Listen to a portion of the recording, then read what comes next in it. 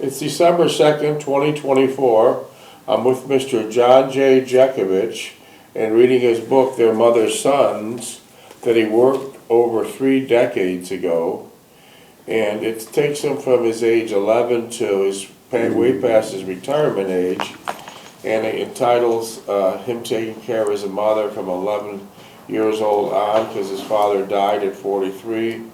It includes Trot Vocational High School, Niagara Falls High School, being drafted into the Army, and then getting engaged to Delphine Stulak Jeckovich, working at Kimberly-Clark for 35 years, owning a laundromat and a snow plowing business, and then his retirement.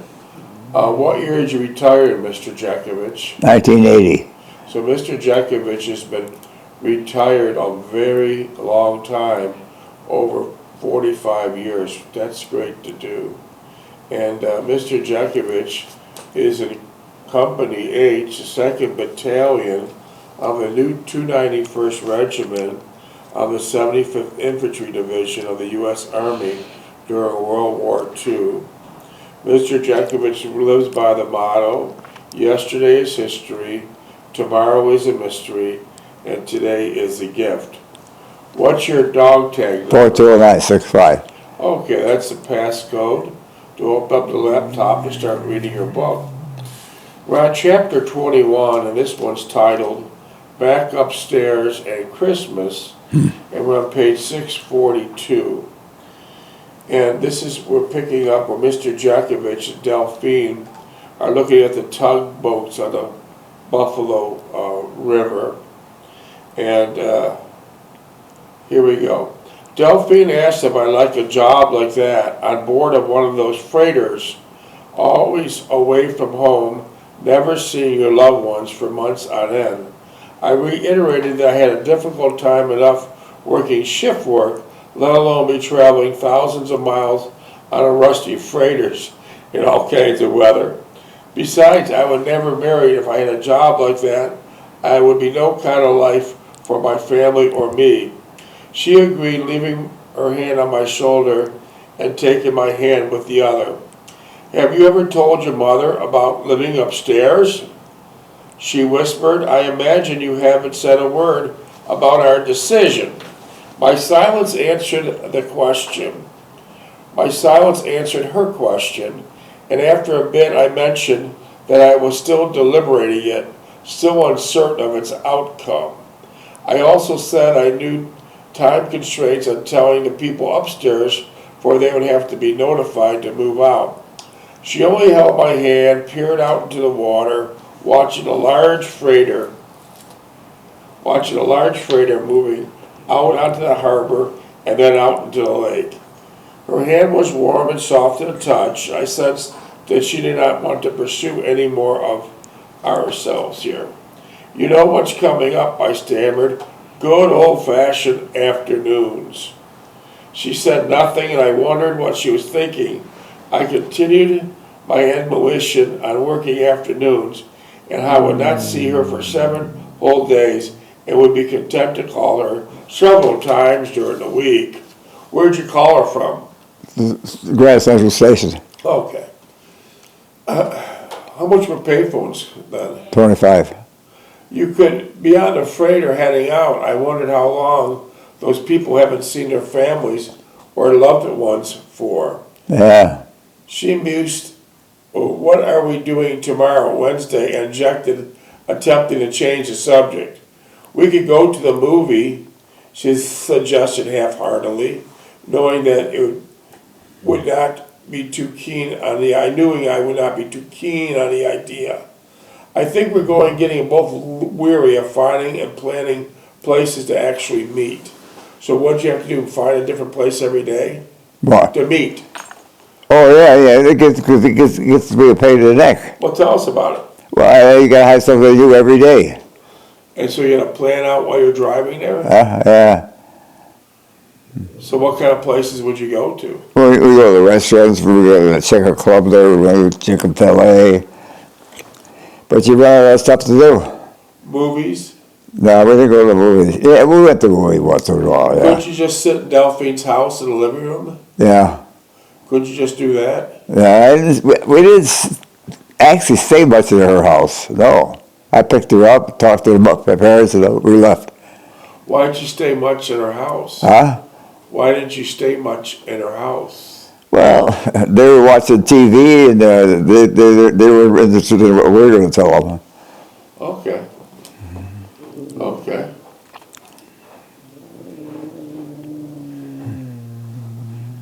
I backed the car and drove towards the downtown section where we both felt comfortable, and there was more people around there than there was more lights about. The clock on the dash read 11:30, later than I thought, as I knew Delphine had to get up early in the morning to go to work. She was quiet on the way to her house. I wondered what she was thinking. When I asked her, she stated she was thinking about all the lonely people on the ships we have seen tonight. I told her that was a silly issue to think about since we did not know any of them directly on the ships. She agreed with me but still thought it's depressing to think that there are many people actually living their lives in that fashion, away from people that cared and not seeing them for long periods of a time. We talked a while in front of her house. I came to the conclusion that she was comfortable with the idea of living upstairs. I told her I would inform Mother tomorrow and begin the preparations for it. She asked me what I meant. And you're absolutely right. Hello. How you doing? You think that they'll give me credit for a bottle of beer tomorrow morning because I don't have any money till my daughter shows up. Yeah. What's that? I don't know. You think they will? Yeah. Yeah. Yeah. Yeah. Okay. Okay. Yeah. I related that when the people moved out, I would refurbish the entire apartment and we would have to help me if she was so inclined. I also suggested it would give us something different to do besides looking at the ships in the harbor. She was delighted with the idea and said she would come up with the bus and help with the work. It was a keen idea and she related enthusiastically, and it would give us something different to do besides wandering all over. I kissed her goodnight and we walked to the side door asking her to think about what we could do tomorrow. She suggested visiting my mother, but we both thought otherwise after considering the travel time back and forth and decided it would not be worth it. The next day I told Mother of our decision to move upstairs. She was not surprised at our intention, but pleased it did not elaborate on it or make suggestions regarding it. She did say she would contact the Horbs and the people living upstairs and inform them we're getting married in February. So we got married in February. Yeah. Okay. Outside of that, she said nothing more, and I did not press the issue, not wanting to make a big fuss about it. I did mention that I did not have a best man selected yet, and she quickly responded that I should have my brother Lookie. Yeah, that was it, yeah. Okay. After everyone was out of the house during the day, I had several hours of quiet thought and contemplation regarding the entire matter of the wedding, the move upstairs, the honeymoon, and the prospects of still being directly involved with my family. The idea of a small private wedding did not bother me at all. What kind of wedding? The idea of a small private wedding did Yeah, not bother me at all. yeah. And I did not think Delphine really wanted a large wedding with all the distractions and special occurrences. The honeymoon was pretty much settled and agreed upon. We both looked forward to it. It was a move upstairs after being involved with my family on a daily basis that I was concerned about. Delphine accepted almost once, and her approval of it was tilting me in her direction. But instinctively, I said I was still harboring strong inclination against such a move and wanted to break away free and clear. After dwelling upon it for a while, I finally came to the conclusion that despite my penchant against it, I knew what I would do. I had to. Delphine only reinforced it and bolstered it to us rightful conclusion. Had she protested the move, I would be inclined to believe I would have been adamant about moving upstairs, in all probability would have jeopardized our entire relationship. For some strange reason, after thinking through all the ramifications completely,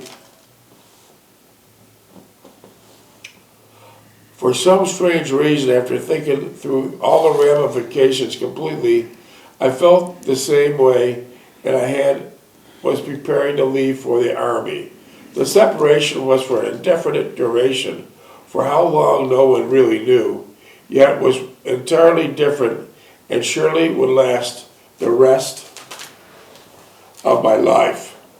Even though I knew that I was not going too far just upstairs, I felt as though I was leaving this part of my life for good, and for the first time I realized I had severed my ties irrevocably and irretrievably.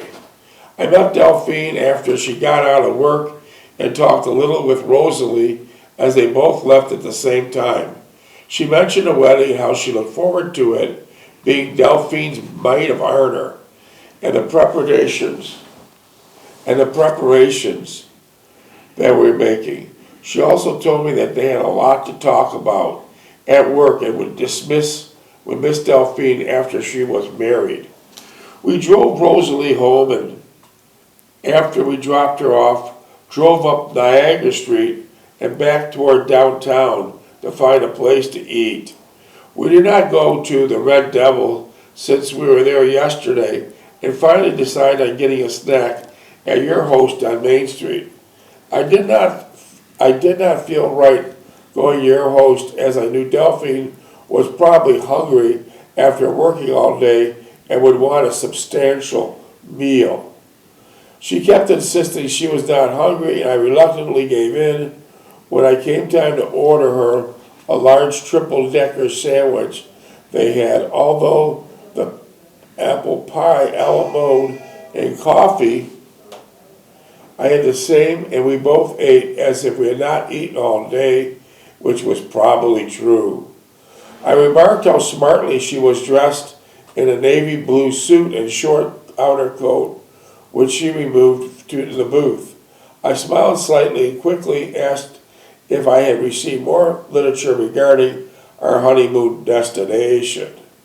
When I answered I had not, she was disappointed and wondered what was taking so long to answer. I then told her I had to talk to my mother about living upstairs and how pleased she was at the prospect, and she would tell the people upstairs as soon as possible. Delphine was pleased I had to put our decision into action and wanted to come down with help with the work as soon as possible once they moved out. Did Horeb move out with no problem? No. Horeb was the tenant upstairs, right? Yeah. He moved out. Yeah, he's a nice guy, yeah. He's a nice guy. And he built a house across the street. Yeah. Maybe it was for the best. When I answered that I had not, she was disappointed and wondered what was taking so long. Delphine then stated it was settled. We would have a reception at her parents' house, and the catering had all been arranged. I stated that I would get together with her parents relative to the prospect and make arrangements for paying our share. She did not contemplate a problem there, as the caterer was a good friend of the family and would give us the best available service possible. How was the catering? Catering was good. Well, it was good. Buffalo was good. What did they have? Huh? What did they have? They had 5 rib roast. They had pork loin. They had barbecue spare ribs. So it was a nice setup. Yeah. It was a nice setup. After we left your host, we decided to do some window shopping along the stores on Main Street, since it was fairly mild evening and no rain in sight. As we walked and peered into the windows of the various stores, we were mostly interested in the furniture of all types and designs. Delphine became enthusiastic in seeing the numerous styles and colors, as it was soon apparent that this was an all-new issue with which we had not even considered. We would have to reserve some time furniture for shopping and buying to furnish our apartment, something we had not even thought of. Something we not even thought of, okay.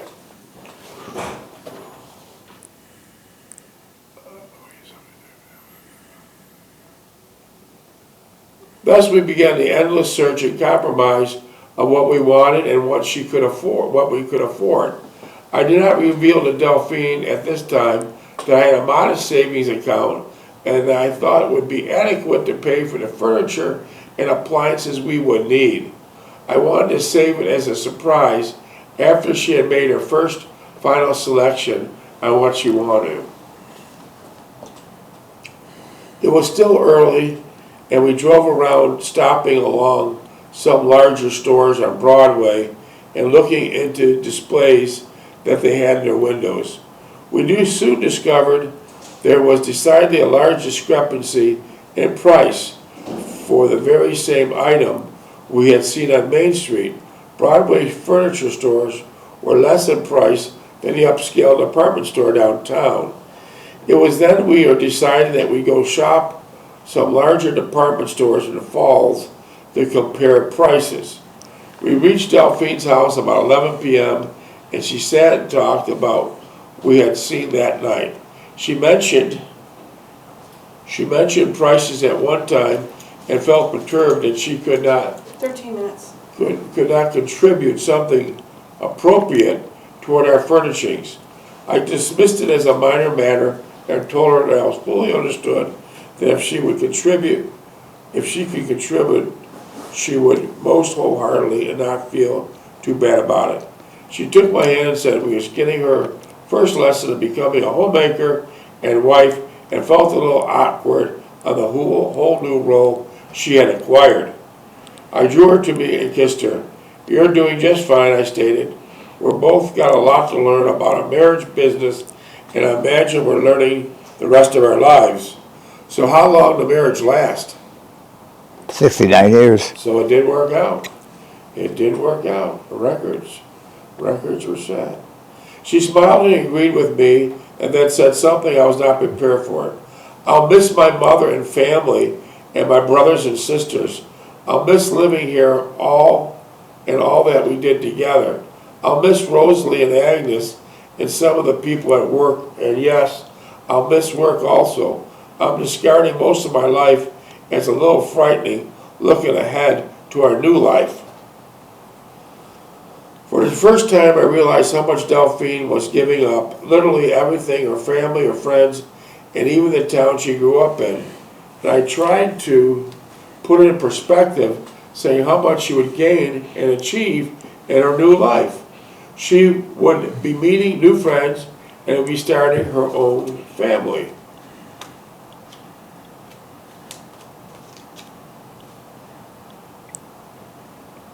I only made me realize, as she talked candidly, how emotionally mature she was for her age, some 4 years younger than I, and in many ways far surprising, exceeding my emotionalism. When I left her that night, not to see her for the next 7 days, why couldn't you see her for the next 7 days? Working that stupid shift work. Kimberly Clark, right? Yeah. Okay. I felt a sense of despair and hopelessness, for I knew now what she was giving up to start a new life with me, bringing with her all the human love and compassion that she was capable of. In return, I was offering her what? A meager life away from family and friends in an environment of nullification where she would have to find friction and turbulence in abundance with her genteel and loving nature would be used against her and would not be comprehended. She would be subject to many lonely nights with only our love for one another to comfort and aid her. For this she was willing to give up everything to come and live in upstairs apartment with joyful anticipation and a heart full of love and admiration. She was truly a wonderful person who deserved much more than I would offer. Yet stoically she accepted her fate, unruffled in her conviction and love of another person. Yes, she reminded me greatly of Renee, her graciously giving of her whole self and not expecting anything in return. Her only desire to be good and faithful wife and mother for this was her reward. Minutes, please.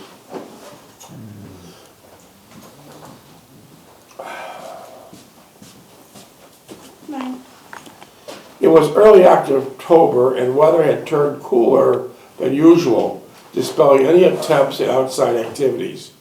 We would confine ourselves to meeting in restaurants, the movies, or just sitting in the car discussing our future plans. We had gotten most of the logistics of the wedding settled, which was no great chore due to the simple nature of the entire event. We were now concentrating on aspects of after the wedding, namely the honeymoon and mostly Delphine's move to the Falls.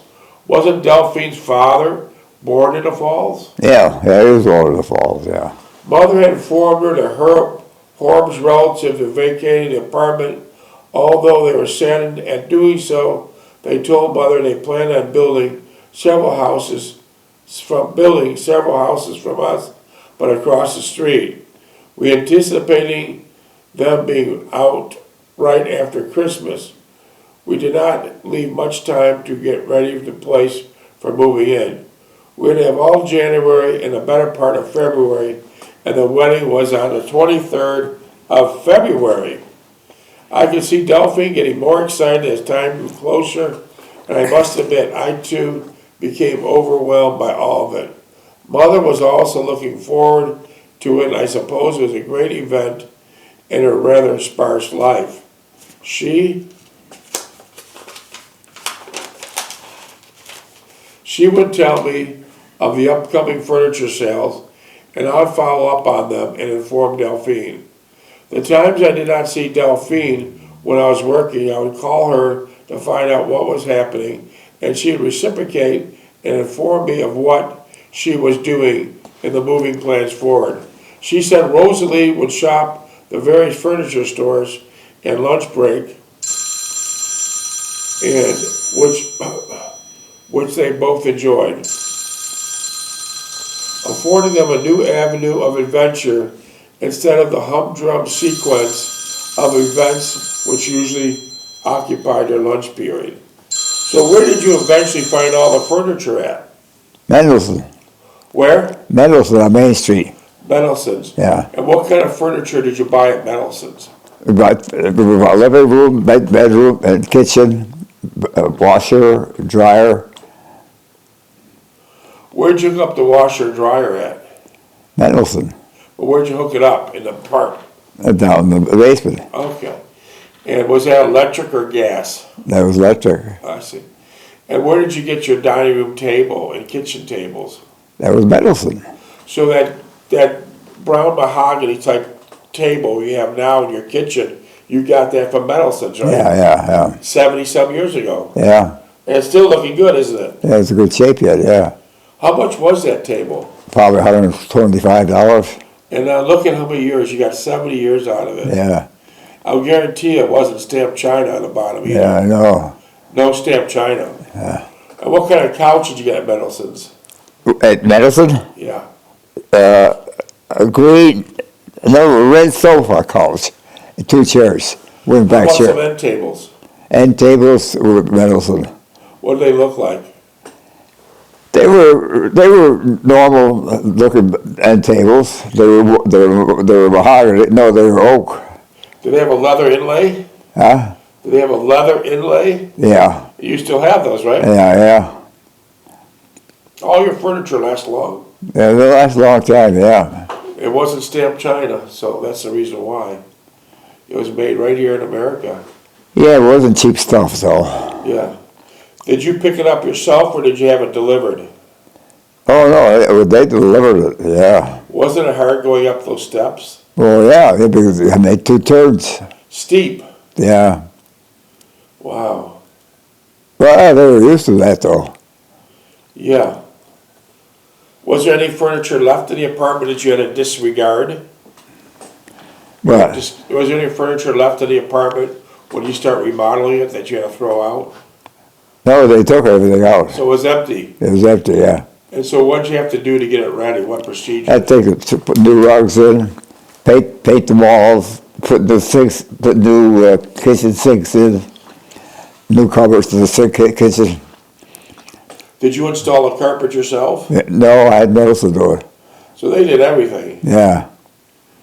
And that furniture and carpet lasted 70 years. Oh, yeah. Wow, that's amazing. That's amazing. Well, I could have gone to Walmart and got the cheap stuff in the last 10 years, that'd be it. How about the intercom system? Where'd you get that idea? What? To hook up an intercom system. Where'd you get that idea from? Intercom? Yeah, you had an intercom there. Where'd you get that idea from? Well, I read about it somewhere, yeah. And you did all the work yourself? Yeah. And did everyone press the button? Yeah, you get an answer. Did it work good? Oh, yeah. I wonder if it's still there now. Oh, no, they probably took it out. Yeah. You think the phone's in the same place? The phone on the right side wall in the dining room. It worked for 60 years and never had a Then, 1 second out. no. How's your phones today? Not today. How are your phones today? Phones are terrible. Yeah. So you had another one for 60, 70 years and you're never out for 1 second. Yeah. Imagine that. Imagine that. And what'd you have, gas in that house? No, it was electric. Did you ever convert it to gas? After a while, we converted the furnace to gas. We were burning, when we went there, we were burning stove and coal. Stove. And then we went to gas. No, we went to oil, then we went to gas. Minutes? Just under 3. Huh? Just under 3. So you built the carport yourself, right? Yeah. Did Delphine help you? Well, someone give me a glass of water or something. Yeah, you have a glass of water. How long did it take you to build the carport? I say a month. No kidding. And that carport was built exclusively for your snowplow truck, right? Yeah. Yeah. Where'd you put your snowplow during the summer? The plow? The snowplow went in the garage, along with the trailer. Did you have cars in the garage too? Well, Did you also have cars in your garage? I had a car, it was a 2-car garage. I had the car on the right side and I put the stuff on the left side. I see. Matter of fact, I had my 10-inch saw in there. I was working in the garage all the time. Would Delphine back the car in the garage or would you? No, she would, when she come home, she pulled up, pushed that car in straight in. She didn't back up. There was no trouble at all? And no trouble at all. I said, just don't get under grass. Wow. That's something. Yeah, And you put the mansard roof in yourself? yeah. What gave you that idea? I seen it in pictures. Did your mother like it? Yeah, my mother liked it, yeah. Did There Delphine? was a nice balcony on it, too. Yeah. Did your mother like it? Did your wife like it? Oh, Delphine liked it, yeah. Did she help you build it? No, she won't climb a ladder. She wouldn't climb a ladder at all, no. Just give you a drink? Yeah. Wow. Did you do the roof on that house too? No, Uncle Andy put the roof on. So that roof was a 60-year-old roof? Yeah. Wow. And when you sold the house, did you meet the new owners? When you sold the house, did you meet the new owners? Meat? Did you meet the people that bought your house when you sold it? Yeah. Were they nice people? Well, yeah, they're a young couple. They're a young couple, yeah. And tell us a story about how you found a buyer. Well, Delphine found the boy. She went to where'd she go to? Not a grocery store. She went to a 30 seconds. bakery. And she was talking, and there the guy said, "I'm looking for a house in Delphine." Said, "I have a nice house for you." That was perfect. And she gave him the address. He come and look at it, and he says, "Yeah, I'll buy it." Full price. Yeah. Said it. No, 13 seconds. That was it. She sold the house with no real estate commission. Yeah, no trouble at all. Then you packed up and moved to Florida Yeah. 50 years ago. Wow. Wow. That's something. What a